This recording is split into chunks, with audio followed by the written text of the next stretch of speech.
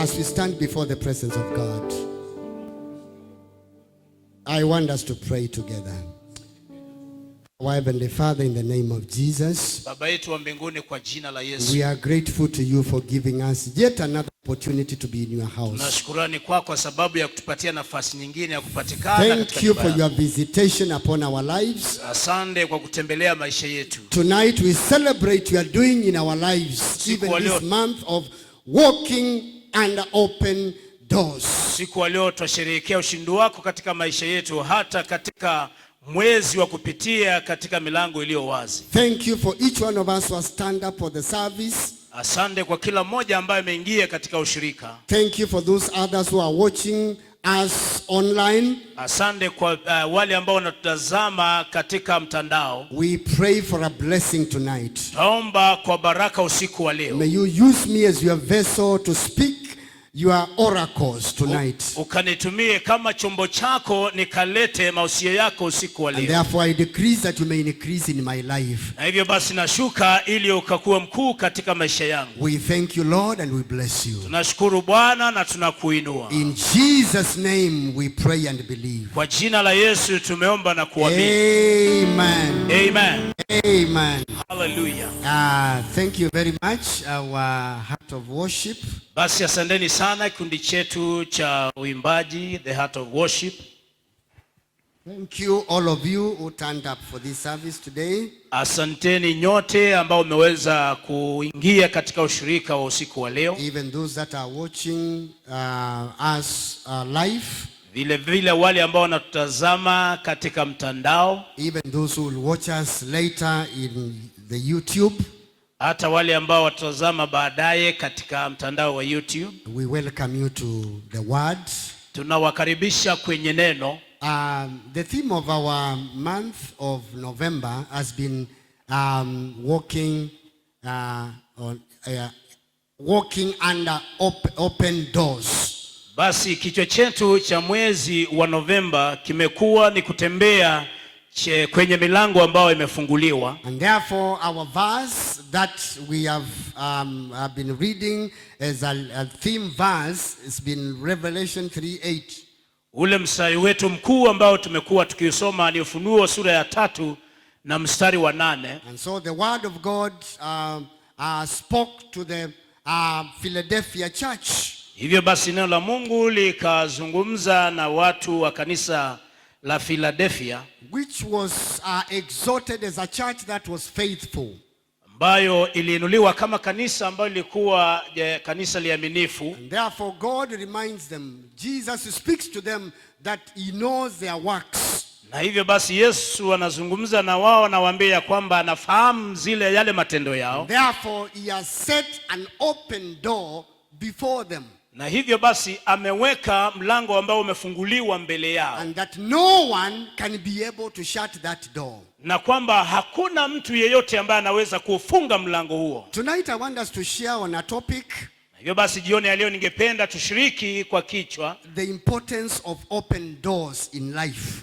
Umuhimu wa milango ambayo imefunguliwa katika maisha. The importance of open doors in life. Umuhimu wa milango wazi katika maisha. Because open doors are necessary. Kwa sababu milango iliyofunguliwa basi ni ya muhimu. For us to experience full blessings of our Heavenly Father. Ili tukaweze kupokea baraka kamilifu kutoka kwa Baba yetu wa mbinguni. It is his desire that we may walk in open doors. Ni mapenzi yake tukatembee katika milango iliyo wazi. And for us to walk in open doors, na kwetu ili tukatembee kwenye milango wazi, it means we must break the obstacle of closed doors. Inamaanisha kwamba ni lazima tuvunje kizuizi cha mlango ambao umefungwa. That there are doors that block us from making progress and receiving our blessings as it were. Ya kwamba kuna milango ambayo inatuzuia tusipokee baraka zetu kama ilivyo. These closed doors are not necessarily physical.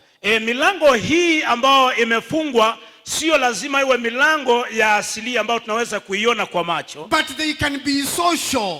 Lakini inaweza kuwa ni milango ya mahusiano. And they can also be spiritual. Na vile vile inaweza kuwa ya kiroho. But our Heavenly Father has provided us with the keys lakini baba yetu wa mbinguni ametupatia funguo and divine grace na neema ya kiungu that helps us to pass through the closed doors. ambayo inatusaidia kupitia kwenye milango ambayo imefungwa. Let me repeat that again. Wacha nirudie hivyo tena. Because when I got to know about that truth, Kwa sababu nilipotambua ukweli huu, my life has not been the same again. maisha yangu hayakuwa vile tena. That although there are closed doors in life that prevent us, Ya kwamba kuna milango ambayo imefungwa katika maisha yetu ambayo inatuzuia, but God, our Father, has provided us with the keys lakini Mungu wetu baba yetu ametupatia funguo and divine grace, na neema ya kiungu, put in brackets covenant grace that we were taught last Sunday. weka katika mabano agano la neema ya kiagano ambayo tulifundishwa Jumapili iliyopita. And this is a grace that helps us to pass through the closed doors. Na hii ndiyo neema ambayo inatuwezesha kupitia kwenye milango ambayo imefungwa. Allow me to say this evening, Basi mniruhusu niseme hivi jioni ya leo, that we have to be extremely careful which door we choose. ya kwamba ni lazima tuwe Makini sana. makini kikamilifu kabisa ni mlango upi ambao tuko nao. Because not all the doors that lead us to safe places. Kwa sababu sio milango yote ambayo inatupeleka mahali ambapo ni salama. That is why we need to be sensitive to the Holy Spirit of God leading us every day so that we can walk in open doors. Hii ndiyo sababu tunastahili kuwa na unyeti wa kuongozwa na Roho Mtakatifu kila siku ili tukaweza kufikia mlango ambao umewekwa mbele yetu. The prophet Isaiah knew the secret. Nabii Isaya alifahamu ile siri. In Isaiah chapter 30 verse 21. Isaya 30 mstari wa 21. Where the Bible says that, and you shall hear a voice from behind. Your ears shall hear a word from behind you. Bayo neno inasema kwamba na utaweza kusikia neno kutoka nyuma yako, ama sauti kutoka nyuma yako. That this is the way, walk ye in it. Na ya kwamba hii ndiyo njia, basi ukatembee ndani yake.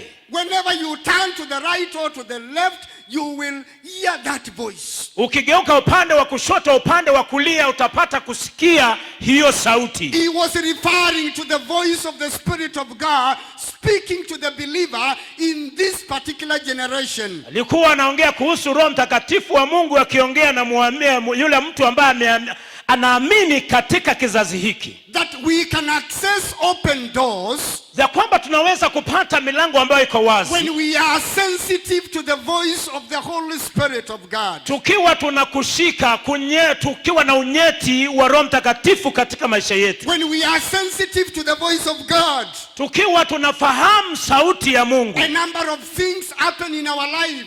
Na baadhi ya vitu vinatendeka katika maisha yetu. That although we are passing through doors that may be closed. Na ya kwamba hata kama tunapitia kwenye milango ambayo inaweza kuwa imefungwa. That we are enriched in our spiritual warfare. Ya kwamba tu katika vita vyetu vya kiroho. That in our spiritual warfare we are enriched. Ya kwamba katika vita vyetu vya kiroho basi tumetiwa nguvu. Because our warfare is not physical. Kwa sababu vita vyetu si vya mwili. That is what Paul declares in the book of Corinthians, 2 Corinthians chapter 10 verse 4. Hivyo ndivyo Paulo anasema katika Wakorintho wa pili mstari wa sura ya 10 mstari wa 4. That for the weapons of our warfare they are not carnal. Na ya kwamba silaha zetu za vita sio vya mwili. That is why we need the Holy Spirit of God. Hii ndio sababu tunatamani Roho Mtakatifu wa Mungu. So that we may overcome the obstacles, the closed doors, and be able to enter into open doors. Ili tukaweze kushinda nguvu milango ambayo imefungwa na vile vizuizi, tukaweze kupitia katika milango ambayo iko wazi. And then the second thing that I came to learn. Kitu cha pili ambacho nilikuja kujifunza. That open doors liberate us from the place of bondage. Ya kwamba milango wazi inatufungulia mahali petu ambapo tumefungwa. And they release us to our blessings. Na inatuachilia katika baraka zetu. You see, when we walk under open doors, unajua tunapotembea katika milango ambayo ni wazi, There is no place from bondage, oppression, sicknesses. Hakuna mahali pa kufungwa, hakuna mahali pa mateso, hakuna mahali pa magonjwa. Because we are released to our blessings. Kwa sababu tumeachiliwa katika baraka zetu. Now, the open doors, sasa ile milango wazi, they lead us to opportunities in life. Inatuongoza katika nafasi za maisha. That there are opportunities that God has in store for you and for me. Ya kwamba kuna nafasi ambazo Mungu amehifadhi kwetu, kwangu na kwako. And when we overcome the obstacle of closed doors, na tunaposhinda nguvu kizuizi cha mlango ambao umefungwa, then we seize our opportunities in friendship, basi tunapata zile nafasi zetu katika urafiki, in the family, katika familia, in education, katika elimu, in business, katika in biashara, careers and employment. katika taaluma na katika kazi ya kuajiriwa. Because there are opportunities that God has placed before us. Kwa sababu kuna nafasi ambazo Mungu ameweka mbele yetu. And so in short, I'm saying this. Na hivyo basi kwa kifupi nasema hivi, We all need open doors. sote tunahitaji milango wazi. And if you are locked in a room, Na hivyo basi kama umefungiwa kwenye and the chumba doors are closed, na milango imefungwa, you are completely incapacitated. wewe huwa kwa kikamilifu huna uwezo. You do not have the freedom to do that which you need to do. Huna uhuru wa kufanya kile ambacho unataka kufanya. And this brings me to another very important revelation that I got this week. Na hii inatupatia ufunuo mwingine ambao niliopata katika juma hili. That the prisons are not our portion. Ya kwamba gereza sio sehemu zetu. Because when Jesus came and through the Holy Spirit of God in the book of Mark chapter 4 verse 8. Matthew chapter 4 verse 8. Wakati Yesu alipokuja kupitia Roho Mtakatifu wa Mungu kulingana na Mathayo 4 mstari wa 8. No, it must be Luke 4:8. It says the Holy Spirit is upon me. Luka 4 mstari wa 8 Biblia inasema kwamba na Roho Mtakatifu wa Mungu yuko juu yangu. Because he has anointed me. Kwa sababu amenipaka mafuta. No, it must be 18:4:18. The Holy Spirit of God is upon me. Mstari wa 18, Roho Mtakatifu yuko juu yangu. Because he has anointed me. Na kwa sababu amenitia mafuta. To preach the good news to the poor. Nikahubiri habari njema kwa maskini. To send me to heal those who are broken hearted. Hata kuwafunga wale ambao mioyo yao imevunjika. And to proclaim liberty to captives. That is the point I wanted to bring in. Na kuwatangazia mateka uhuru wao. To proclaim liberty.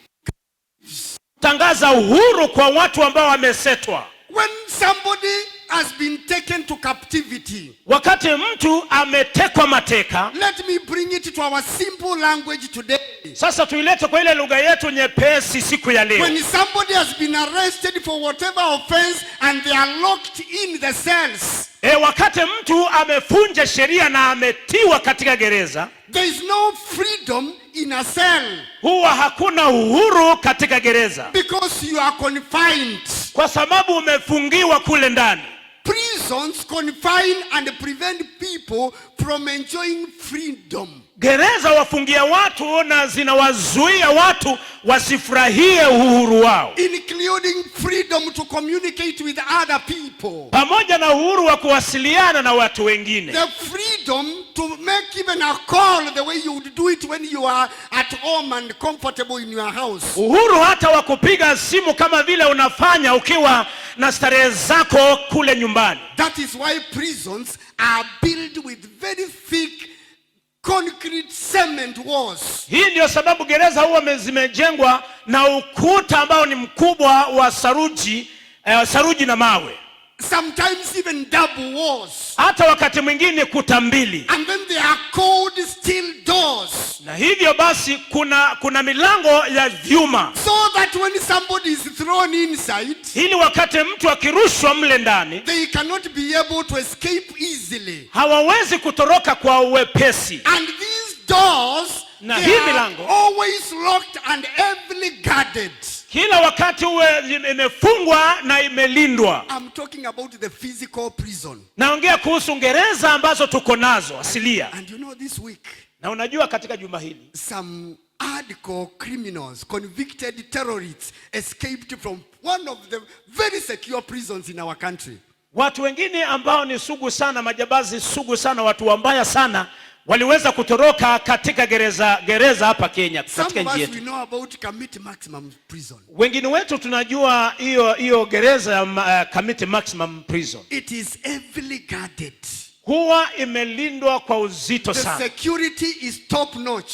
Ule ulinzi wake ni wa kiwango cha juu sana. But I do not know how these convicted terrorists, 3 of them, they managed to escape the prison. Lakini sijui hawa terrorists vile waliweza kuepuka wakatoroka katika gereza hilo. But for 96 hours, lakini kwa saa 96 they enjoyed some freedom when they left and escaped the prison. Waliweza kufurahia uhuru wakati ambapo walitoroka katika gereza hiyo. But their freedom came to an end when they were rearrested somewhere in Kitui County. Lakini uhuru wao kakwisha wakati ambapo walikamatwa mahali pale katika kaunti ya Kitui. These are not simple, guys. Sasa hao sio watu rahisi. For the government to put a bounty of 60 million for those people who will arrest them, or who will give information for them to be arrested, it means they are serious fellows who need to be in and not free. Ili serikali itoe kiwango cha pesa cha milioni 60 kwa yeyote ambaye atawaona, basi serikali huwa inamaanisha sana, na hili alikuwa jambo rahisi. Now these are physical prisons or confinement. Sasa hizi ni gereza tu ambazo ni za asilia, ambazo ni za kuwafungia watu. It is even worse when we are talking about spiritual imprisonment. Inakuwa mbaya zaidi wakati tunaongea kuhusu kufungiwa katika gereza za kiroho. Spiritual confinement. Kule kufungiwa kwa kiroho. This is what Jesus saw. Na hii ndio Yesu alisema, that God had anointed him to proclaim liberty to the captives. Ya kwamba Bwana Mungu alikuwa amemtia mafuta ili ahubiri injili njema, tena kuwafungua wale ambao walikuwa wamesetwa. I want us to know this truth. Ningependa tufahamu ukweli huu, that there is no door, ya kwamba hakuna mlango, there is no thick door or strong door which is closed. Hakuna mlango mzito ama mlango mkubwa ambao umefungwa, and a secret and a securely locked, which is guarded, which God cannot open. Na ambao umelindwa sana na ni mzito sana ambao Mungu hawezi akaufungua. I want to repeat that truth because that is a divine revelation I got. Ningependa kurudia ukweli huu kwa sababu huu ni ufunuo ambao niliopata. That there is no door, closed door, which is very thick and strong and securely locked and guarded, which God cannot open. Hakuna mlango ambao umefungwa ni mzito na umelindwa sana na ambao Mungu hawezi akaufungua. 2 examples will surface here. Mifano miwili itatokezea hapa. The first one is Paul and Silas.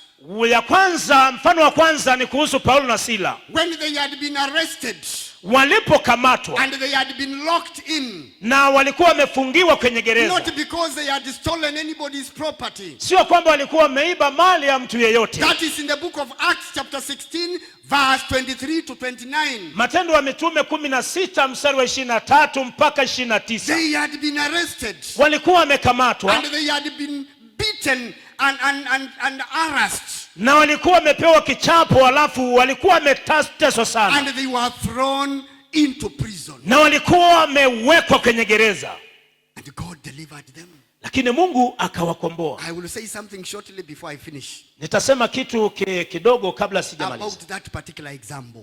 Kuhusu mfano huu. The second example. Mfano wa pili. Joseph, son of Jacob. Yusufu mwana wake Yakobo. When he was disowned by his own brethren. Alipokataliwa na kaka zake. And then he is sold as a slave in Egypt. Na akauzwa kama mtumwa katika nchi ya Misri. And in the book of Genesis chapter 39 verse 20 to 23. Na katika kitabu cha Mwanzo 39 mstari wa 20 mpaka 23. The Bible gives us an account of Joseph when he was inside the prison. Biblia inatupatia hadithi kuhusu Yusufu akiwa ndani ya gereza. Where God delivered him. Pale Mungu alimuokoa. Despite the confinement. Kinyume na kule kuwekwa ndani. And been locked in, na hata kufungiwa huko he ndani, remained true to God. yeye alisalia kiwa He mkweli kwa remained Mungu. faithful to the calling. Aliishi katika akiwa mwaminifu katika That wito. is why God would reveal himself and the secrets that are of the dreamers to him.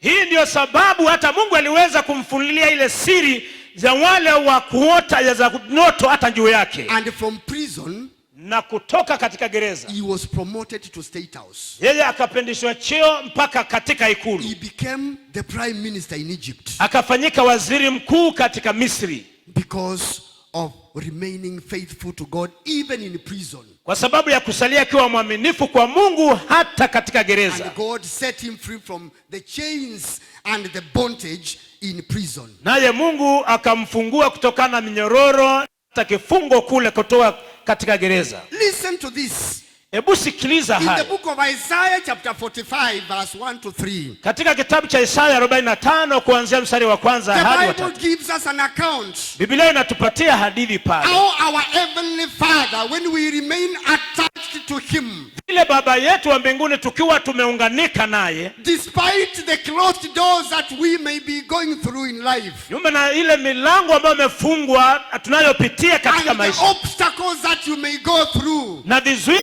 ambavyo tunaweza kupitia, because closed doors are obstacles. kwa sababu milango ambayo imefungwa ni vizuizi. This is what God the word of God says about Cyrus. Na hivi ndivyo neno la Mungu linasema kuhusu Cyrus, the anointed of God, ambaye alikuwa ametiwa mafuta na Mungu. The Bible says, thus says the Lord to his anointed, to Cyrus, whose right hand I have held.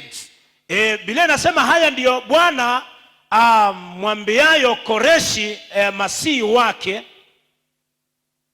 that you will be able to subdue nations before you, ambaye nimemshika mkono wake wa kuume ili kutiisha mataifa mbele yake. Those of us who are writing 4 things here, wale ambao wanaandika vitu vinne hapa, that using Cyrus as a servant of God, basi kumtumia Koreshi kama mtumishi wa Mungu, and God holding his right hand, naye Mungu akimshika mkono wake wa kuume ama wa kulia. I want you to substitute Cyrus with yourself. Basi nataka sasa mahali pa Koreshi ujiweke mwenyewe, and you prophesy to yourself as we read this scripture, na ujitolee unabii wako mwenyewe tunaposoma huu mstari, that God will use you to subdue nations before you. ya kwamba Mungu atakutumia ili utiishe mataifa mbele yako. Subduing nations means they submit to you, they come to bow before you. Kutiisha mataifa inamaanisha watakuja mbele yako na watainama mbele zako, including all challenges and problems that you may encounter in life. pamoja na changamoto zote, shida zote ambazo unakumbana nazo katika maisha. Number 2, ya pili, to lose the armor of the kings. kuachilia ile nyundo ya mfalme. You know, the armor here represents the weapons. Unajua hii nyundo hapa inasimamia zile silaha. To lose the armor of a king, kuachilia ile nyundo ya mfalme. when the weapons that belong to the king, they are taken away, wakati zile silaha za mfalme zimeondolewa, authority is removed, hata mamlaka yanaondolewa, power is taken away, nguvu and zimetwaliwa. so that is what God is promising to do to us when we remain attached to him by being faithful to the calling. Sasa hiyo ndiyo Mungu anatuahidi kutufanyia wakati ambapo tumesalia tukiwa waaminifu katika wito. Number 3, ya tatu, to open before him double doors. hata kufungua mbele yake milango maradufu. In other words, these are not just no more obstacles, no more doors, no more entrances. Kwa maneno mengine sasa hivi sio vizuizi, sio milango, sio vizuizi vya kawaida. Because there is nothing impossible before our God. Kwa sababu hakuna kitu ambacho kinaweza kumlemeza Mungu. He is able to open the double doors. Yeye anaweza kuifungua ile milango maradufu. Regardless of how strong they are and how guarded they are. Haijalishi vile milango ni mikubwa na vile imelindwa. He is promising to break them. anatuahidi kuivunja and open so that you can walk away in freedom. Na kuifungua ili ukaweze kutembea katika uhuru. Then number 4. Ya 4, so that the gates will not be shut. Ili basi malango yasiweze kufungwa. Your gates this night will never be shut. Malango yako usiku wa leo hayatawaifungwa. If God is promising that he is setting before you a door so that no one can be able to shut, ama Mungu basi anatuahidi kuweka mlango wazi mbele yetu na kwamba hakuna mtu ambaye anaweza kufunga, then the prophet Isaiah, it declares that the gates will never be shut.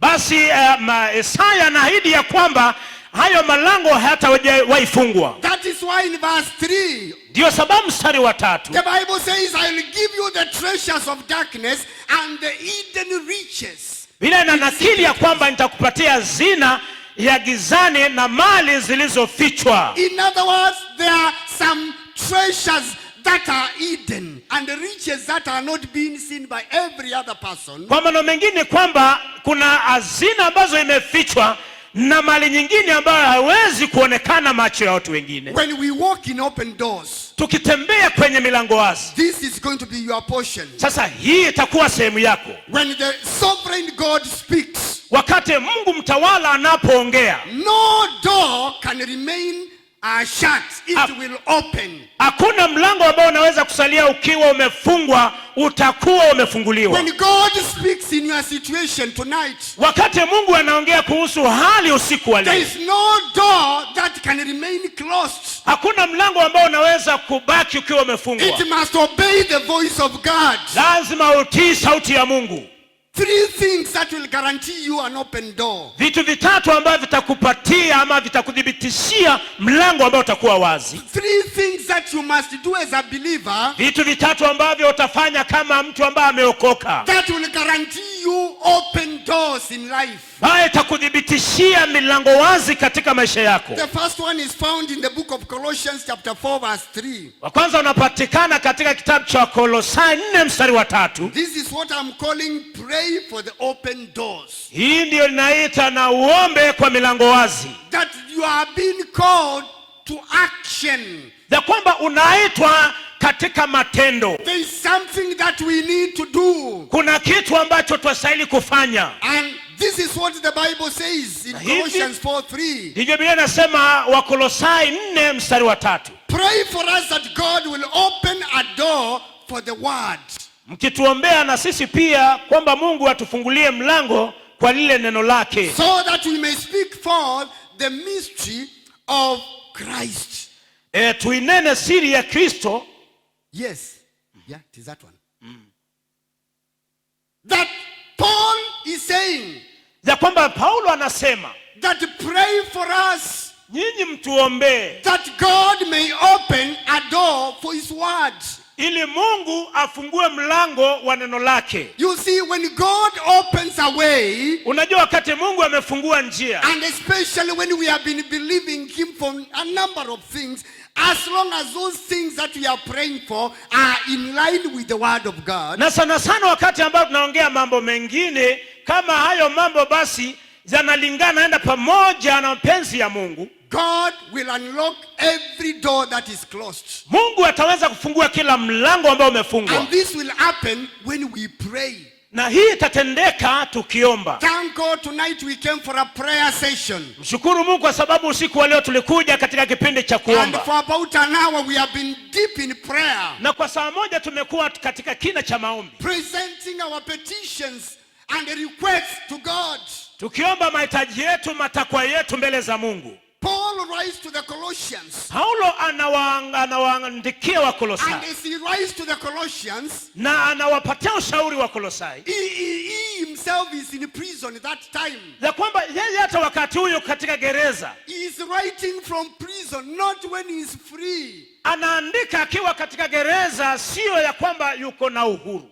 That is why we need to recognize. Na hiyo ndiyo sababu twastahili kutambua. Because God has bound himself in his word. Kwa sababu Mungu amejifunga kwa neno lake. that I lay before you an open door. Ya kwamba naweka mbele yako mlango wazi. We need to realize that Jesus is the door. Tunastahili kufahamu ya kwamba Yesu ndiye mlango. John chapter 10 verse 7 to 9. Yohana 10 mstari wa 7 hadi wa 9. The Bible says, Biblia inatangaza. John chapter 10 verse 7. Yohana mtakatifu 10 na mstari wa 7. He explained to them and said, I tell you the truth, I am the gate for the sheep. Basi Yesu akajieleza kwao tena, amini nawaambieni, mimi ndimi mlango wa kondoo. Give me NIV. Nipatie NIV Biblia. It brings out in a very nice way. Inatoa kwa njia nzuri.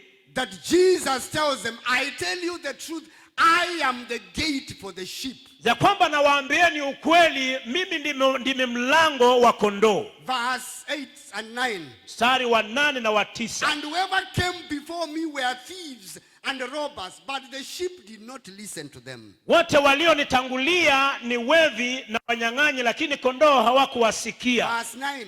Mstari wa 9. I am the gate. Whoever enters through me will be saved. He will come in and go out and find pasture. Mimi ndimi lango, mtu akiingia kwa mimi ataokoka.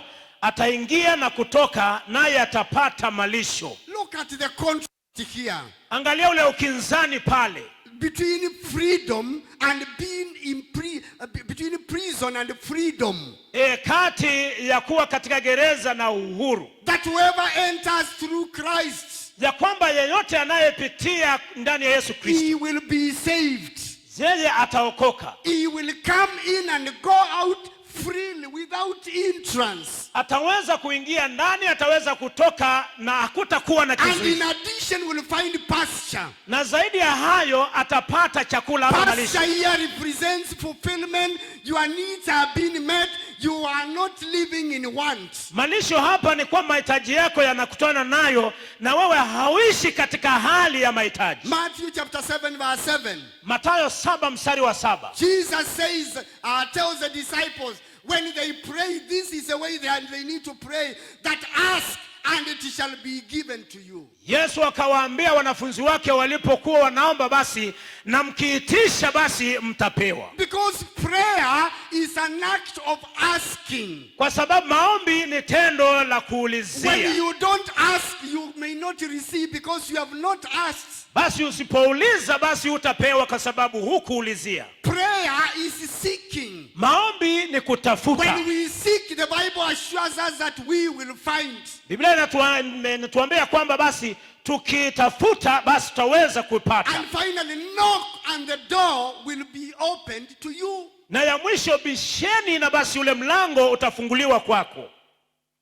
Prayer will open doors that might be locked before you. Maombi yataweza kufungua mlango ambao umefungwa mbele yako. That is why when we were praying this night, na ndio sababu tulipokuwa tunaomba usiku wa leo, we read in the book of Acts chapter 12 verse 5. Tukasoma kitabu cha Matendo 12 mstari wa 5. That the prayer for Peter when he had been confined and imprisoned.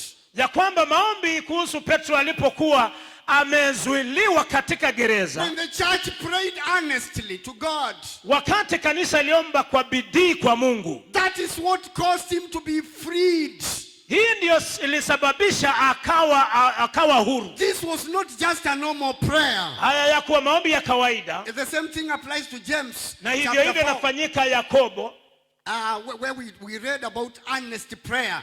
Tunaposoma kuhusu maombi ya bidii. Where Elijah prayed. Pale ambapo Eliya aliomba. And God answered. Naye Mungu akajibu. After 3.5 years of drought. Baada ya kipindi cha miaka 3.5 cha ukame ukiwa. And we declare tonight. Natangaza usiku wa leo. Even the physical drought that is afflicting our country Kenya. Hata ule ukiwa ambao unasumbua taifa letu la Kenya. It should come to an end.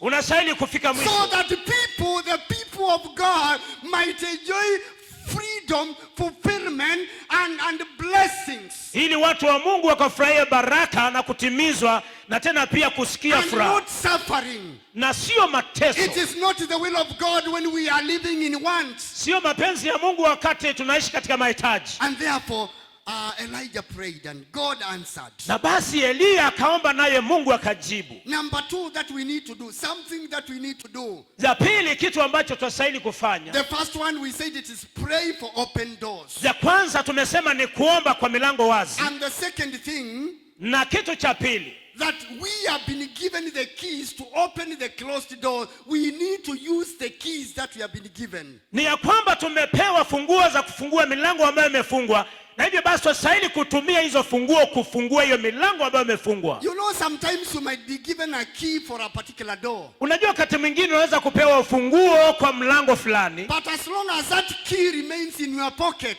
na wakati ambapo funguo unasalia katika mfuko wako, it will not open a particular door before you. hautaweza kufungua mlango fulani mbele yako. That is why the key of prayer must be exercised. Hii ndio sababu funguo maombi lazima ufanyishwe kazi. Jesus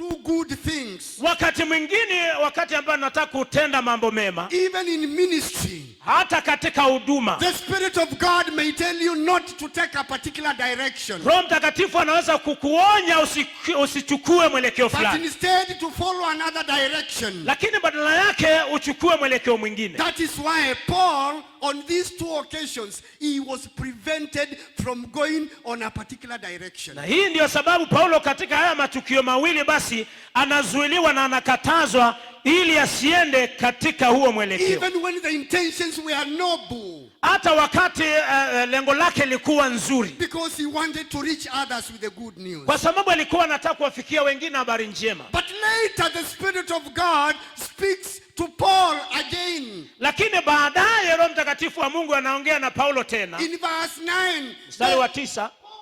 Vision at night. Basi Paulo akatokewa na maono usiku. He sees a man standing and begging him to come over to Macedonia to help them. Alimwona mtu wa Makedonia amesimama akimsihi na kumwambia, vuka uje Makedonia utusaidie. A door had been opened. Mlango umefunguliwa. Although God had closed previously a certain door that he thought were good for him. Hata ingawa Mungu hapo awali alikuwa amefunga milango mingine ambayo alifikiria ya kwamba ilikuwa nzuri kwake. He now opens a door for Paul to go to Macedonia. Sasa anamfungulia Paulo mlango wa kwenda Makedonia. Paul obeyed the voice of God and he went. Paulo akatii sauti ya Mungu na akaenda. Notice what happens to Paul after he obeyed the voice of God and walked through that particular open door. Tambua kile kilitendeka kwa Paulo alipotii sauti ya Bwana na akapitia kwenye huu mlango ambao ni wazi. 3 things happened to him when he obeyed the voice of God. Mambo matatu yalimtendekea wakati alipotii sauti ya Mungu. At the town of Macedonia, a place called Philippi. Katika mji wa Makedonia, mahali ambapo kunaitwa Filipo, Paul became the focal point of a riot. Paulo akawa sasa ndiye lengo kuu ya mchafuko wa mji. In other words, Paul, after he healed, he chased a demon in a girl with a spirit of divination. Kwa maneno mengine, baada ya Paulo kufukuza pepo fulani wa kutabiri aliyekuwa katika binti mmoja hapo, the girl had been used by certain people in that town of Philippi. Msichana huyu alikuwa anatumiwa na watu wengine katika mji wa Napoli. And they were making good money. Na walikuwa wanatengeneza, wanapata mapato mazuri. And so when that demon was rebuked and it went away, na hivyo basi huyu roho alipokemewa na akafukuzwa, business opportunity was messed up for certain businessmen in that town. Nafasi ya biashara nzuri basi ikakatizwa za wanabiashara wengine katika mji huu. Look at verse 22. Angalia mstari wa 22. Now they attack Paul. The crowd joined and attacked Paul and Silas, and the magistrates ordered them to be stripped and beaten. Makutano wote wakaondoka, wakawaendea wakadhi, wakawavua nguo zao kwa nguvu. Verse 23, and I'm finishing. Wakatoa amri wapigwe kwa bakora. Mstari wa 25. And after they had been beaten and severely wounded or flogged, they were thrown into prison. Na walipokwisha kuwapiga mapigo mengi, wakawatupa gerezani. And the jailer was commanded to guard them carefully because these were criminals. There were people who were wanted. Wakamwamuru mlinzi wa gereza awalinde sana, kwa sababu hao walikuwa watu ambao walikuwa wamevunja sheria, walikuwa makaidi. Now look at this. Basi angalia hapa. Although they were going through some difficulties in their life, hata ingawa walikuwa wanapitia katika mambo magumu katika maisha, because of doing a good thing, kwa sababu walikuwa wametenda jambo nzuri, because of rebuking and removing a demon who had tormented a certain little girl, kwa sababu walimkemea na kumfukuza pepo aliyekuwa anamtesa msichana mdogo. The door that God opens for Paul and Silas was a door for goodness and grace. It went wide open. Ule mlango ambao Mungu alifungua kwao ulikuwa mlango wa neema na wema, na uliwekwa wazi kabisa. Verse 25. Mstari wa 25. When they were locked in, walipotiwa kwenye gereza, instead of complaining and condemning those who had put them in the prison, badala ya kunung'unika na kuwalaumu wale ambao walifanya watupwe kule, they continue to pray and sing hymns to God. Walizidi kuomba na kuimba nyimbo za sifa kwa Mungu. I want to encourage us tonight. Nataka kuwatia moyo usiku wa leo. Sometimes when we are in difficult situations, wakati fulani ambao tuko katika hali ngumu, we need to see the better side of the other side of the coin. Anza kuona ule upande mwingine mzuri, where God, for somebody to sing, they had peace in their heart. Pale mtu ili aweze kuimba lazima kuwe na amani katika moyo wake. Despite having been wounded in the body, they had been beaten thoroughly. Zaidi ya kupigwa na kupata vidonda katika miili yao, walikuwa wamechapwa sana. They prayed, they sang and they praised God. Wakaimba na wakamsifu Mungu. What happened? Verse 26. Kilichotendeka mstari wa 26. Suddenly, ghafla tu, a violent earthquake that the foundations of the prison were shaken. At once the prison doors flew open and everybody's chains came loose. Pakawa tetemeko kuu la nje, hata misingi ya gereza ikatikisika, na mara hiyo milango ikafunguka, vifungo vya wote vikalegezwa. I pray for somebody tonight. Naombea mtu usiku wa leo. May a sudden earthquake, tetemeko la ghafla, may it come over somebody who has been struggling with certain things in life, likaje juu ya mtu ambaye and shake the foundations, na litikise ile misingi, including the foundations of the closed doors. Pamoja na ile misingi ya milango mikubwa. The prison doors were opened, na milango yote ya gereza ikafunguka, and the chains that bound them were loose, na hata vifungo vyote vikaregezwa. May God help us tonight. Bwana Mungu atusaidie usiku wa leo. The gatekeeper must have been a worried man. Lazima ule mlinzi sasa alikuwa anaanza kuudhika. He wanted to take away his life. Hata akataka kutoa maisha yake. Verse 27 as I finish. Mstari wa 27 nikimalizia. When he was about to take his life, akiwa tu karibu kutoa maisha yake, because he saw the doors were opened and the guy must have been asleep.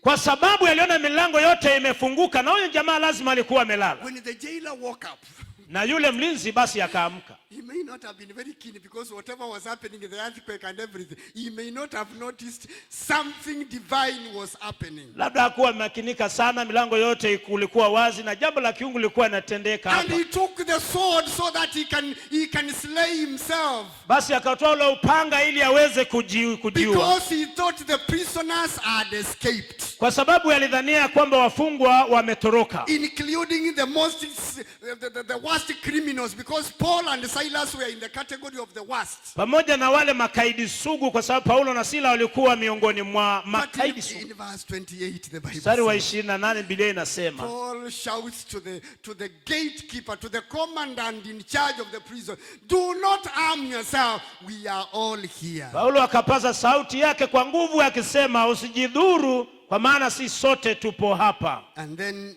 the verse 30, the prisoner commander says, sir, what can I do to be saved? Basi mstari wa 30, kisha akawaleta nje akasema, bwana zangu, yanipasa nifanye nini nipate kuokoka?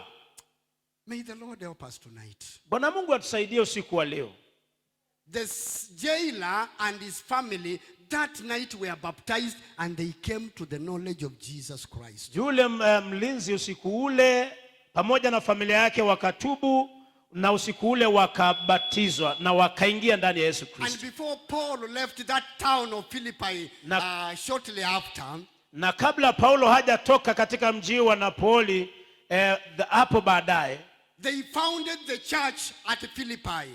Basi wakaanzisha ile kanisa la and I discovered Philippi and Philadelphia were very closely associated and related because they were nearby.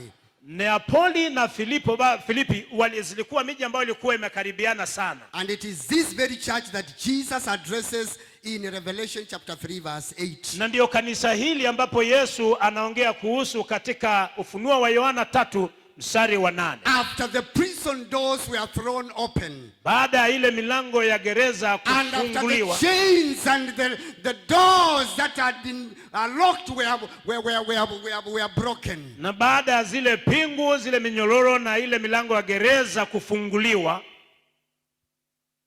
we now see the work of God being established at that particular place. Sasa tunaona kazi ya Mungu ikianzishwa na kuimarishwa na kudhibitishwa katika mahali hapa. And that is why that church got a very good recommendation. Na hii ndio sababu ili kanisa lipata pendekezo nzuri sana, that they were faithful, ya kwamba ilikuwa kanisa aminifu. As I finish, I want to challenge us tonight. Basi nikimalizia, nataka kuwatia changamoto usiku wa leo, that despite the closed doors that we might have met in the past, ya kwamba pamoja na ile milango ambayo imefungwa ambayo tumekutana nayo hapo awali, all we might be going through, ama tunaweza kuwa tunaipitia, I want us to know that there is an open door that is ahead of you, or that God has put before you. Ningependa tujue ya kwamba kuna mlango wazi ambao Mungu ameweka mbele yetu. And if we are going to remain faithful like this church of Philadelphia, na kama tutakuwa waaminifu kama hili kanisa la Philadelphia, then we shall walk in open doors. Basi tutatembea kwenye milango wazi. Because God is able to do beyond what we can imagine, what we can be able to see, and what the heart of man can be able to conceive. Mungu ataweza kufanya kile zaidi ya kile tunaweza kufikiria, zaidi ya kile mtu anaweza kuona, zaidi ya kile moyo wa mtu unaweza kufikiria. I want us to stand. Basi ningependa tusimame and pray together. Na tuombe pamoja. Oh, our Heavenly Father, we thank you. Baba yetu wa, we give you glory for such an opportunity that you gave us tonight. Tunakupatia utukufu kwa sababu nafasi nzuri kama thank you because your word is true. Asante kwa sababu neno lako ni kweli. And it is settled forever in heaven. Na imetulia mbinguni milele. When you talked to the church of Philadelphia and told them that before them, ulipozungumza na kanisa la Philadelphia, that you have set an open door. Umeweka mlango wazi. And tonight you have reminded us that before us you have set open door. Na usiku wa leo umetukumbusha kwamba mbele yetu umeweka mlango wazi. And that when you open that door, na unapofungua mlango, no one can be able to shut. Hakuna mtu anaweza kufunga. Thank you because of the challenge that you gave your servant Cyrus. Asante kwa sababu ya nafasi ulipatia Paulo na Sila. That using him, ya kwamba ulipowatumia, holding his hands, ulishika mikono yao, you are able to break every obstacle. Unaweza kuvunja kila kizuizi. You are able to break every chain. Unaweza kukata kila mnyororo. Including the weapon that belongs to the kings. Pamoja na hata zile silaha za wafalme. Tonight we surrender ourselves to you. Siku wa leo tuajiachilia kwako. And we pray that you may use us as your vessels. Na tuomba ili ukatumie sisi kama vyombo. Even to be able to see the open doors ahead of us. Ili tukaweze kuona ile milango wazi ambayo iko mbele yetu. May you help us to remain faithful to you in prayer. Ukatusaidie tuwe waaminifu mbele zako katika maombi. That we may be able to discern your voice every day. Tukaweze kutambua sauti yako kila siku. Even as you tell us not to walk on certain ways that may lead us to destruction. Hata ukituambia tusiende kwa njia fulani ambazo sio kulingana na maagizo yako. Because Jesus is the door. Kwa sababu Yesu ndiye mlango. And when we walk in that door, our lives shall be secure. Na tukitembea kwenye mlango ule basi, we shall be saved. Maisha yetu yatakuwa salama. Heavenly Father, I pray for each one of us tonight. Baba wa mbinguni, ninaombea kila mmoja wetu siku I may not know the challenges your children are going through. Sijui ni changamoto zipi ambao watoto wako wanaweza kuwanapitia usiku wa leo. I pray that you may fight their battles. Lakini naomba ili ukawapigane vita vyao. And give them victory in their lives. Na ukawapatia ushindi katika maisha yao. Thank you because you are faithful. Asante kwa sababu wewe ni mwaminifu. We worship you and we honor you. Tunakuabudu na tunakuheshimu. In Jesus' name we pray. Kwa jina la Yesu tumeomba. Amen. Amen.